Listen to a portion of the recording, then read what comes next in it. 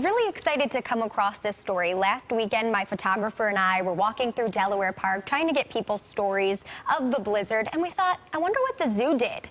So that's exactly what we're going to take a look at. Chaos that erupted at the Buffalo Zoo 40 years ago. Turns out a few reindeer were just taking advantage of a snowy situation, that's all. Here's a look. During the blizzard of '77, an estimated 35 feet of snow buried parts of the city, including the Buffalo Zoo. A lot of people in North Buffalo probably didn't bat an eye today, but it looked like Santa had misplaced Rudolph, Donner, and Blitzen. 3 large Scandinavian reindeer, each weighing at least 500 pounds, bounded out of their cages at the Buffalo Zoo. So the snow just got too high, apparently against some of the fencing. They ended up in Delaware Park, and I think they had a little wandering through North Buffalo, maybe even to Kenmore. It took some effort, but eventually they were spotted near a creek across from the Buffalo State campus.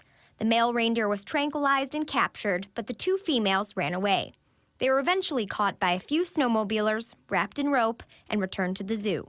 But everybody who saw it knew what had happened. The earth had finally tilted, and this was now the North Pole. Erno Rossi, who wrote a book called White Death, tells stories of the blizzard and how the zoo was impacted. Walking through the zoo, you didn't know if you were in an animal enclosure or a duck pond.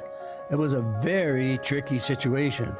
The bison were charging people. And if that wasn't jarring enough, it was broadcasted that sheep freed themselves from the children's area of the zoo. But there were several Italian sheep that were never recovered. Of course, they went back to Italy. That's what they did.